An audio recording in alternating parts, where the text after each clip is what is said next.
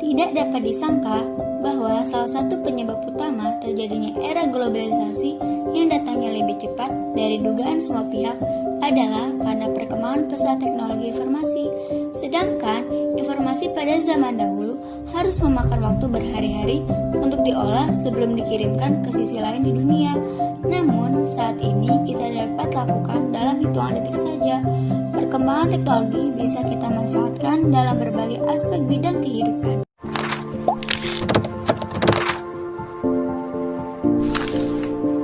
Assalamualaikum warahmatullahi wabarakatuh. Halo, namaku Yainen Fadila.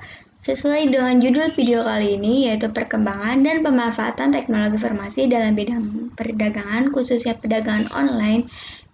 Tapi aku nggak sendiri. Aku ditemani oleh dua temanku, yaitu Fatum Afrana Sela dan Iriel Aurelio.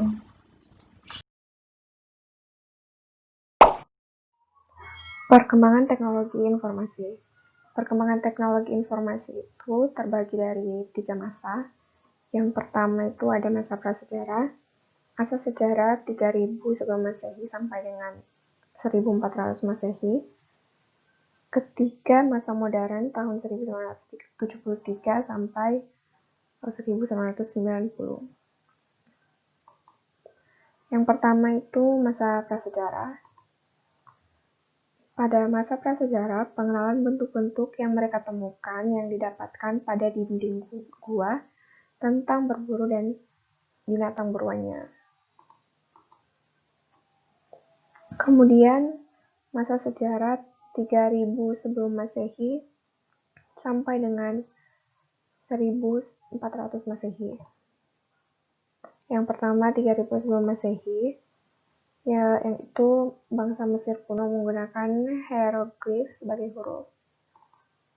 Kemudian itu tahun 500 sebelum Masehi itu menggunakan serat pohon papirus sebagai media informasi karena lebih kuat dan fleksibel.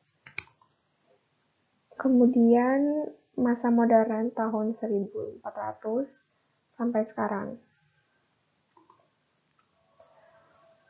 Di tahun 1455 itu, seorang bernama Johann Gutenberg mengembangkan mesin cetak menggunakan plat huruf yang terbuat dari besi. Kemudian tahun 1973 sampai 1990, internet diperkenalkan, kemudian dilakukan pengembangan sebuah protokol jaringan yang kemudian dikenal dengan nama TCP atau IP. Kemudian tahun 1991 sampai sekarang, itu diperkenalkan istilah WWW atau World Wide Web oleh CERN di tahun 1993. Kemudian tahun 1994, pertumbuhan internet sangat cepat dan menjadi bagian yang tidak bisa dipisahkan dari manusia. Kemudian sejarah e-commerce. E-commerce itu pertama kali diperkenalkan itu pada tahun 1994. Ketika spanduk elektronik pertama kali digunakan untuk promosi dan periklanan di halaman web atau website. Kemudian antara tahun 1998 dan tahun 2000, banyak perusahaan di Amerika Serikat dan Eropa mengembangkan situs web perdagangan ini. Kemudian di Indonesia sendiri, e-commerce itu dimulai tahunnya 1996 dengan berdirinya Viacom, Intrabumi atau Dinat sebagai pelopor transaksi online.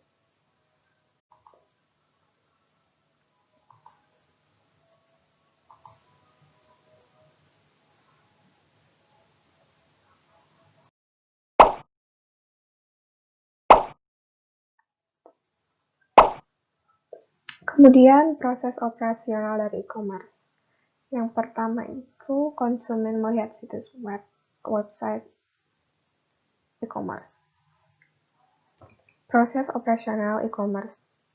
Yang pertama, itu konsumen harus melihat situs website e-commerce seperti misalnya di Shopee atau di Lazada atau Tokopedia.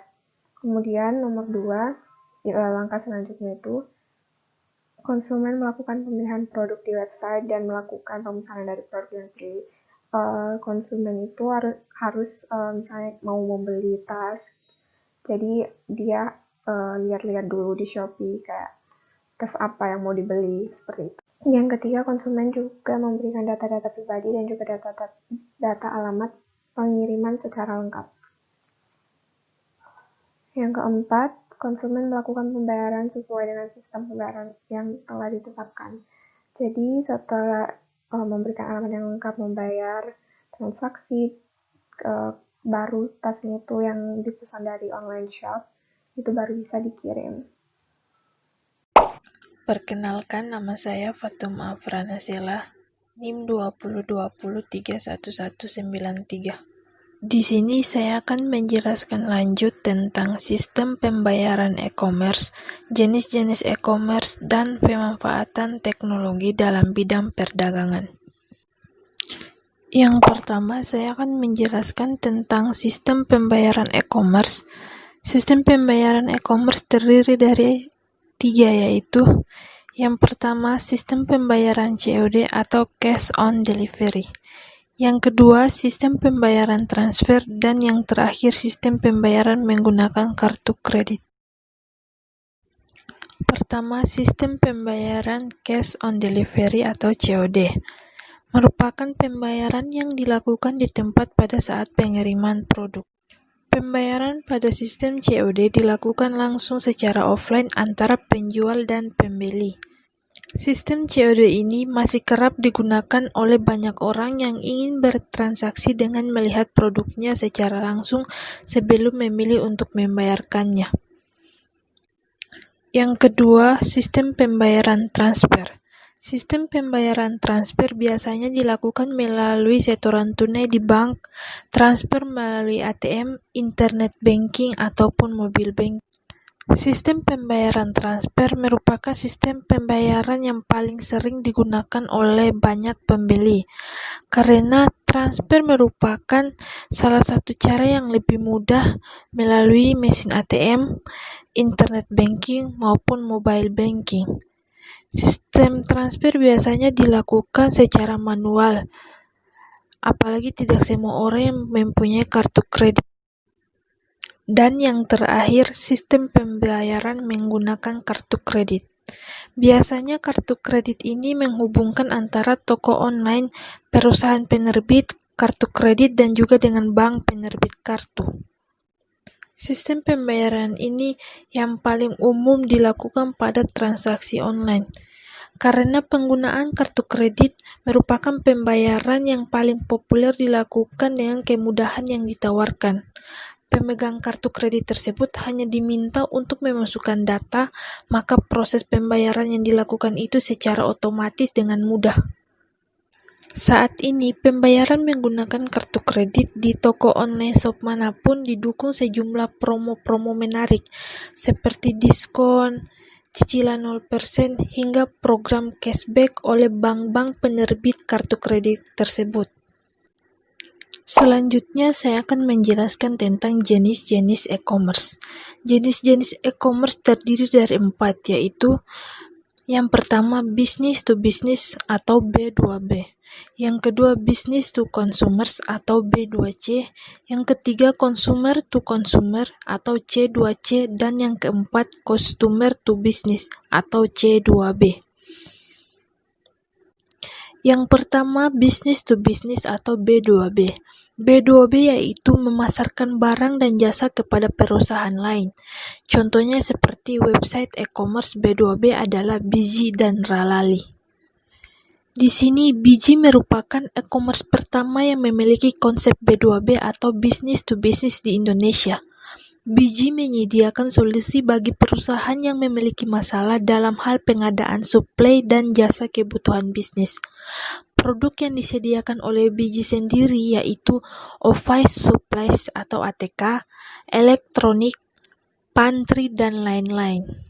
Sedangkan Ralali merupakan salah satu perusahaan B2B e-commerce Indonesia yang menjualkan produk-produk MRO atau Maintenance, Repair, and Operational dengan perusahaan PT Raksa laju lintang yang telah aktif sejak 2013, Ralali menyediakan berbagai macam kebutuhan otomotif, alat ukur GPS, dan peralatan listrik lain. Yang kedua, B2C atau Business to Consumers adalah proses transaksi antara produsen barang atau jasa langsung kepada konsumen akhir. Contoh B2C adalah Lazada, Amazon, dan Traveloka. 3 aplikasi di atas merupakan bisnis B2C yang cukup populer di Indonesia. Yang ketiga, C2C. C2C adalah transaksi barang atau jasa yang dilakukan dari konsumen kepada konsumen. Contohnya platform C2C adalah Tokopedia, Bukalapak, dan Shopee. Yang terakhir adalah C2B. C2B adalah pembalikan utuh transaksi pertukaran atau jual beli barang secara tradisional. Contohnya seperti www.istokpoto.com. Yang terakhir, saya akan menjelaskan tentang pemanfaatan teknologi dalam bidang perdagangan.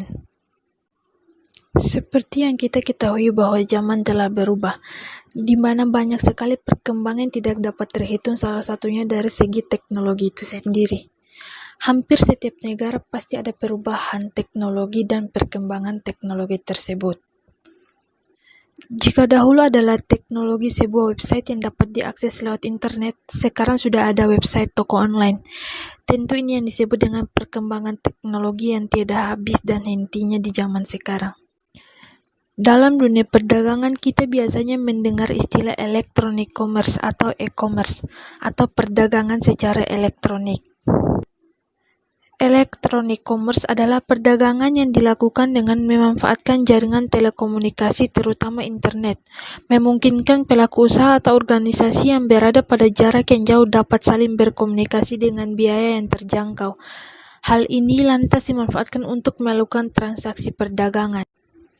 Jika kita melihat sudah banyak sekali toko online yang ada di dunia ini, khususnya di negara kita sendiri yaitu negara Indonesia. Toko-toko online yang ada sangat beragam, mulai dari toko online yang khusus menjual barang fashion dan toko online yang menjual barang bekas. Ada juga toko online yang menjual barang universal, yaitu semua jenis barang.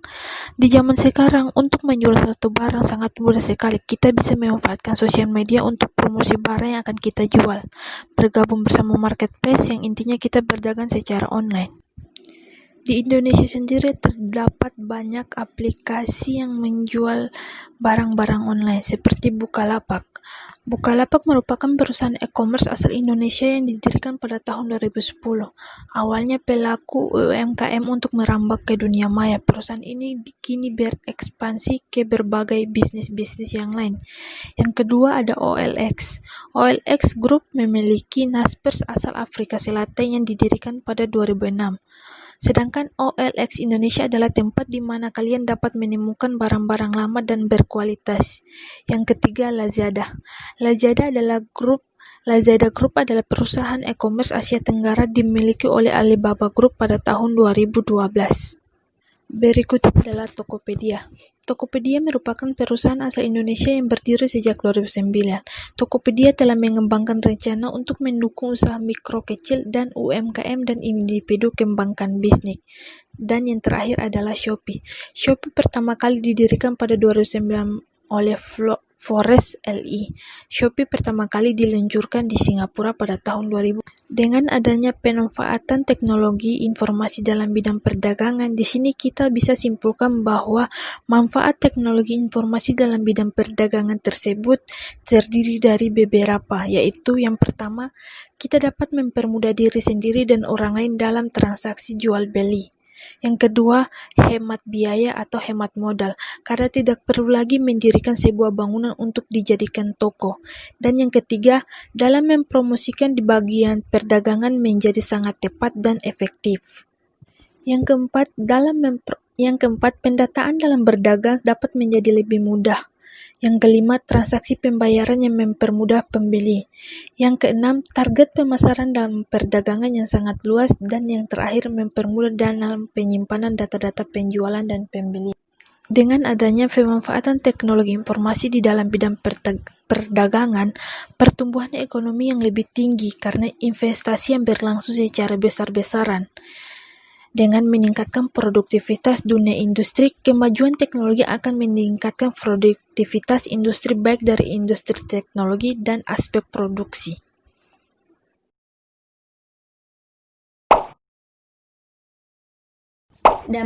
Dampak positif perkembangan teknologi informasi di bidang perdagangan.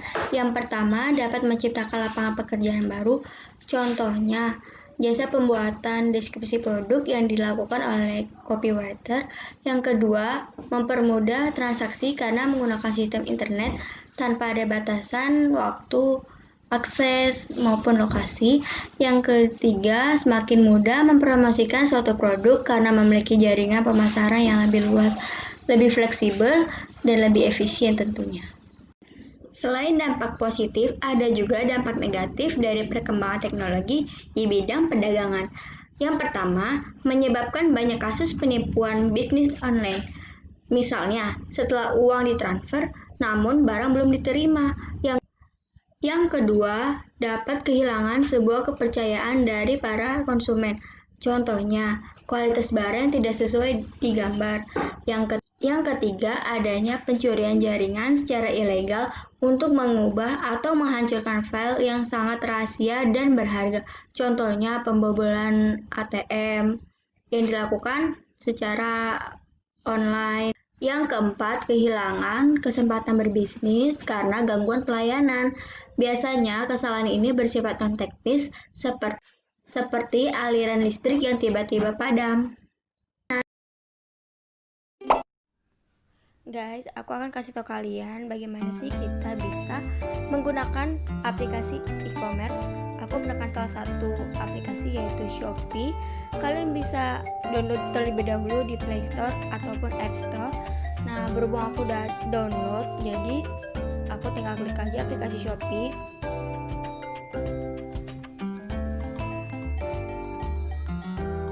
Ini adalah tampilannya. Di aplikasi Shopee itu kalian bisa juga dapat banyak banget fitur-fiturnya.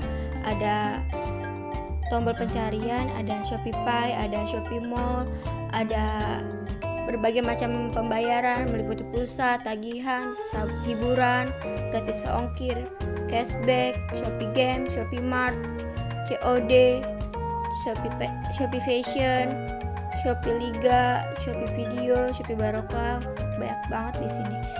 Oh iya, di aplikasi Shopee ini kalian juga bisa mendapatkan flash sale atau barang diskon.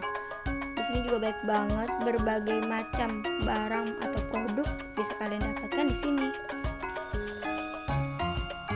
Di aplikasi Shopee juga ada juga Shopee Food, jadi kalian bisa beli makanan di sini. Nah, gimana sih kalau kita mau beli barang di aplikasi Shopee? Yang pertama, kalian tinggal klik aja tombol pencarian, kalian ketik barang yang kalian inginkan.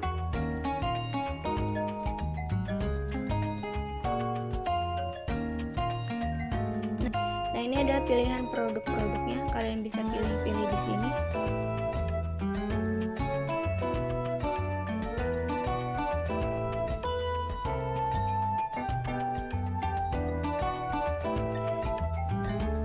Di Shopee juga ada barang terbaru, terlaris, mall, star, gratis ongkir ekstra, cashback ekstra. Di sini juga ada filter. Di dalam filter ini ada lokasi, metode pembayaran. Kalian bisa pilih tuh mau COD atau cicilan. Di dalam filter juga ada kategori, batas harga, tipe penjual, penilaian, pengiriman, program promosi, brands. Kalian bisa atur ulang di sini.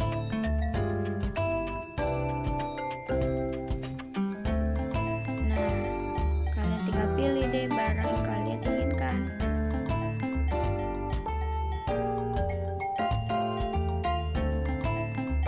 Jika kalian sudah pilih, jangan lupa kalian perhatikan pula rincian produknya, apakah produk itu masih tersedia, dan juga kalian jangan lupa membaca deskripsi produknya.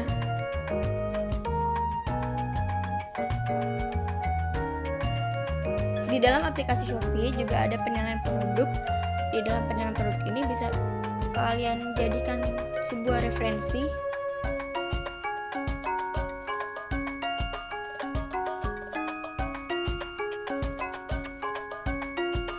Di aplikasi Shopee kalian juga bisa menanyakan perihal produk masih ada atau tidak, atau pertanyaan-pertanyaan yang lain kalian bisa juga tanyakan di sini.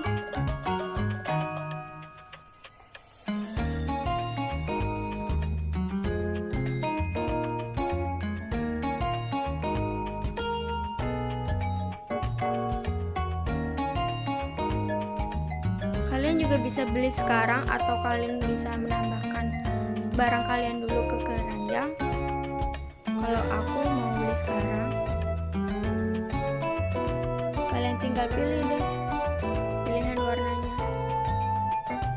model tali, dan jangan lupa jumlah barangnya.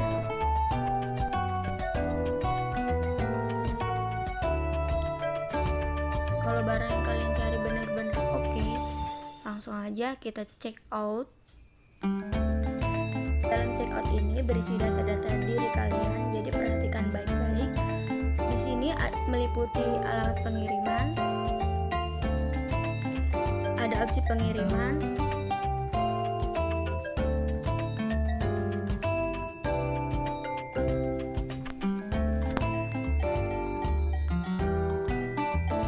kalau kalian ada voucher Shopee, kalian bisa gunakan voucher Shopee-nya. Di sini juga ada koin. Kalau kalian punya koin Shopee, silakan aja pakai. Nah, metode pembayaran ini meliputi transfer bank, kartu kredit, Alfamart, OkClik, Aku Laku. Kalian bisa pilih di sini. Kali ini aku akan menggunakan metode pembayaran Alfamart.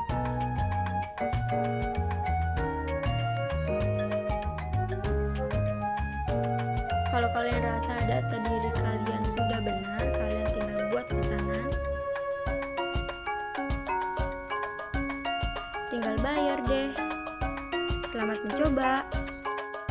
Kesimpulannya, pengaruh dan fungsi teknologi informasi secara tidak langsung meningkatkan pertumbuhan bisnis. Teknologi yang semakin maju juga berdampak negatif dan positif bagi dunia usaha. Jadi, untuk menyikapi hal tersebut, jadilah pembeli yang cerdas, teliti sebelum membeli, dan carilah informasi mengenai online shop tersebut. Dan juga, pilihlah cara yang paling aman dalam berbayar. Dengan begitu, diharapkan kita bisa terhindar dari hal-hal yang tidak diinginkan selama kita berbelanja online. Itu aja yang bisa kami sampaikan, kurang lebih mohon maaf. Wassalamualaikum warahmatullahi wabarakatuh. Sampai jumpa.